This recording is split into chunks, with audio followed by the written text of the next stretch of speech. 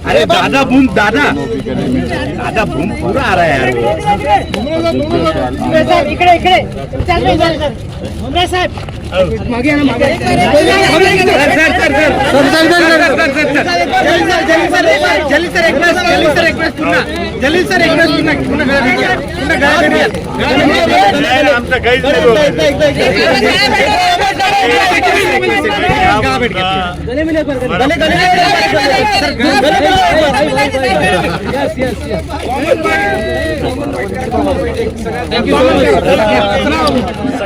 ये बताइए सर काय वाटतं? पता नहीं है मुझे, मतलब इस सवाल का जवाब इतना है कि ये ज़िले के साथ, ये शहर के साथ हमने बहुत मोहब्बत की थी, लेकिन आज हम नतीजे देख रहे हैं तो पता चल रहा है कि ये तो एक तरफा मोहब्बत थी, वन साइडेड लव चल रहा था हमारा। जो भी हो, मुझे 10 साल यहाँ पर काम करने का मौका मिला, 5 साल आमदारकी के, 5 साल खासदारकी के। और ये इलेक्शन होता है, जनता जिसे चाहती है उसको ये मौका देती ही है। मैंने यही कहा था कि भाई मुझसे अगर कोई बेहतर है जो आपके प्रश्न वहाँ पर उठा सकता है, जो आपके लिए लड़ सकता है, आप उसको वोट दीजिएगा, लेकिन जाति धर्म और मज़हब के नाम के ऊपर मत दीजिएगा करके उसको। अब ये जो वोट दिया गया है वो किस बुनियाद के ऊपर दिया गया है ये जनता ने तय किया है। मैं उसका स्वागत करता हूँ और बधाई देता हूँ भुमरे साहब को। उम्मीद करता हूँ कि ये ज़िले के अंदर काम करने के लिए बहुत कुछ नीचे है, तो ये ज़िले को आगे लेकर जाएंगे, शहर को आगे लेकर जाएंगे।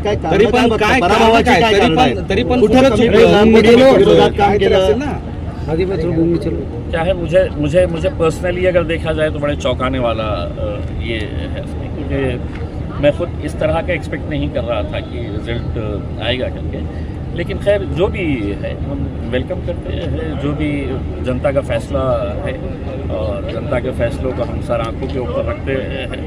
उन्होंने ये समझा कि नहीं, इम्तियाज़ जलील को हमने 5 साल दिए हैं, अब इम्तियाज़ जलील से बेहतर कैंडिडेट हमारे पास है, तो उन्होंने उनके पक्षातल्या लोकांनी काम केलं नाही करून सर।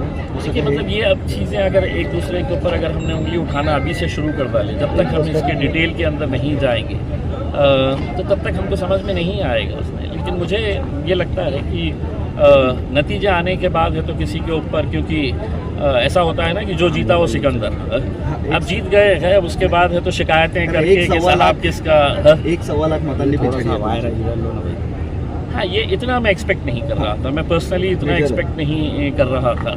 और मैं तो ये समझ रहा था कि खैरे साहब काफ़ी अच्छे वोट लेंगे, क्योंकि खैरे साहब ने भी बहुत मेहनत किए थे, बहुत काम किए थे लोगों के बीच में जाके उन्होंने, लेकिन उनको भी नहीं मिला है। लास्ट ईयर आपको सगळेच पट्ट्यातून तुम्हाला प्रतिसाद मिळतो। लास्ट ईयर आपको वंचित ने आगे लेके गया, अभी इस साल वंचित का दगाफड़ा हुआ है। देखिए, मैं जब तक है तो पूरा रिजल्ट है तो देखूंगा नहीं, समझूंगा नहीं कि कहाँ से कैसे फटके पड़े हैं करके उसमें, तो तब तक है तो कोई प्रतिक्रिया देना मेरे हिसाब से मुनासिब नहीं होगा उसमें। ये नी जर्क रिएक्शन हो जाएगा मेरा, मैं वो नहीं देना चाहता उसमें।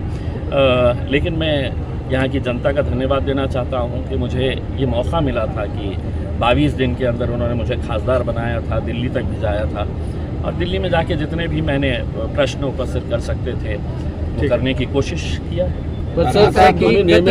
निवडणुकीमध्ये तुम्हाला जेवढी मतं मिळाली होती त्यापेक्षा कमी मतं या वेळेस मिळाली आहेत, त्याचे काय कारण आहेत? कारण तुम्हाला जेवढी मतं मिळाली होती त्यापेक्षा या निवडणुकीत तुम्हाला कमी मतं मिळाली आहेत। देखिए, मैं यही बता रहा हूँ ना कि जब तक है तो हम इसको स्टडी नहीं करेंगे कि कौन से तालुके से हमको कितने वोट्स कम मिले हैं, पहले टाइम कितने मिले थे, अभी कितने मिले हैं करके, तो मेरे हिसाब से बहुत जल्दबाजी होगी उसमें। अभी तो आप लोगों के लिए खबर यही है कि इम्तियाज़ जलील हार चुका है और संदीपान घुमरे साहब जीत चुके हैं करके, तो उस खबर को अभी चलाइएगा। बाकी का पोस्टमार्टम जो है वो लक्ष देणार त्यांना काय सांगणार आहे? तुम्हाला 5 वर्षाचा अनुभव आहे त्या संसदेतला, त्यांना काय सांगणार नवीन? नहीं, देखिए मैं ये कहना चाहूँगा कि इस ज़िले को डेवलप करने के लिए बहुत स्कोप है, बहुत ज़्यादा यहाँ पर हम इसको डेवलप कर सकते हैं। और यकीनन अब चूँकि वो सत्ताधारी पक्ष के है तो उसका फ़ायदा तो होगा ही, और यकीनन वो कुछ ना कुछ अच्छा ज़िले के लिए करेंगे, यही उम्मीद करते हैं। अच्छा, तुम्ही वंचितच्या प्रदेशात जातीच्या भावनेवर प्रश्न विचारले गेले, जातीच्या भावनेवर मतं मागणी गेली, तुम्ही विकासाच्या मुद्द्यावर मतं मागितली, शेवटी जातीच्या भावनेचा विजय झाला। देखिए साहब, मैंने एक बात लोगों से जो कहा था, मैं एक बार फिर से दोहरा देता हूँ। मैंने लोगों से ये कहा था कि अगर आपको वोट देना है और कोई अच्छा बेहतर कैंडिडेट है, मुझसे बेहतर है, तो आप उसको दीजिएगा वोट, मुझे कोई ख़राब नहीं लगेगा उसमें। लेकिन जाति, धर्म और मज़हब के नाम के ऊपर वोट देना बंद कर दे करके। अब घुमरे साहब को जो वोट मिला है वो काम की बुनियाद के ऊपर मिला है या जाति की बुनियाद के ऊपर मिला है, मुझे पता नहीं है उसमें।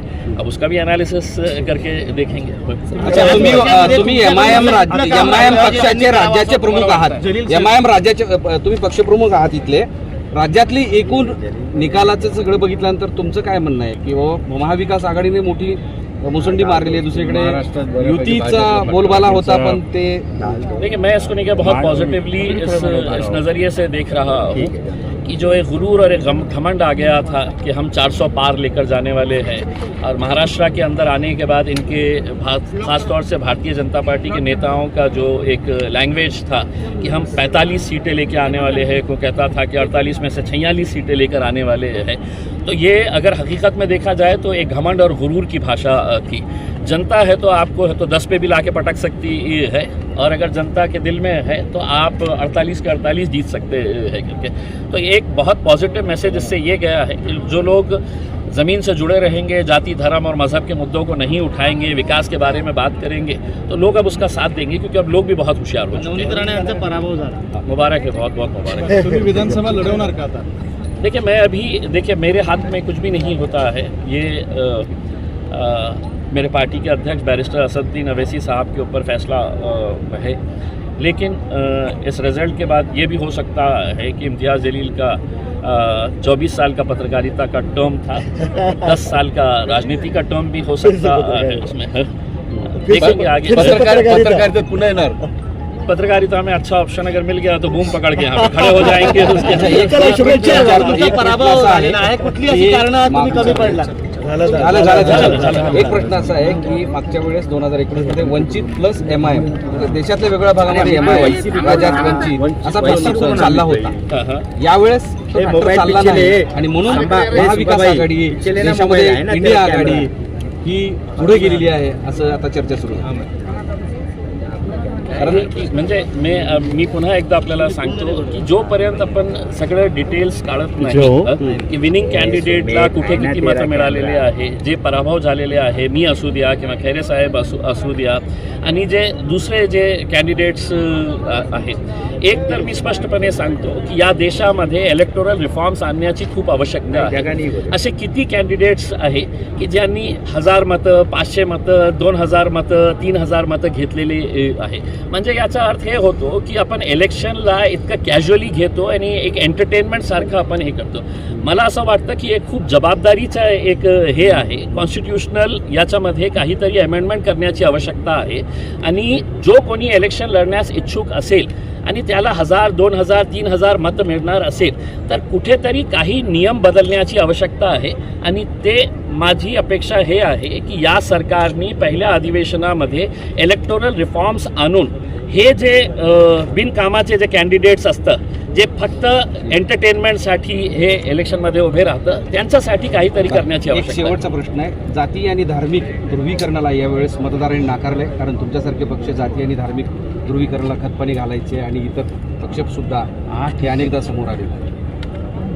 आपल्या समोर आलेलं असेल, पण मी मागच्या 10 वर्षामध्ये कधीही जाती धर्माचं हे केलं नाही, आणि दुसऱ्या पक्षांनाही मी विनंती करत होतो की आपण ही जाती धर्माचा मुद्द्यावर आपण इलेक्शन लढू नये. कारण की मी तर लोकांना हे स्पष्टपणे सांगितलं होतं की कॅन्डिडेटला बघून ते इंडिपेंडंट का असू नये. हा प्रश्न देशव्यापी आहे. देशातले मतदार, देशातली जनता जातीय धार्मिक ध्रुवीकरणाला नाकारलेली आहे का, हा साधा प्रश्न आहे. नाही 100% इंडिया म्हणजे आपण या देशाचे जितके मतदार आहेत त्यांना धन्यवाद द्यायला पाहिजे. उशीर का होईना, बेटर लेट देन नेव्हर आपण असं जो म्हणतो ना, की इतकं वर्षानंतर कमीत कमी लोकांना हे कळालेलं आहे की राजनीतीमध्ये जाती धर्माचा नाव घेऊन हे मुद्दा तयार करून कशा निवडणूक लढायचं, कशा निवडणूक जिंकायचं हे अनेक वर्षापासून या देशामध्ये सुरू होतं. कमीत कमी आता हे पॉझिटिव्ह चेंज आपल्याला बघायला मिळत आहे. मी पर्सनली याचं वेलकम करतो. इंडिया आघाडीबरोबर जायला होतं असं वाटतंय आता शेवटी इंडिया आघाडीबरोबर मला कोणी घ्यायला तयार नाही उमेदवार आहे.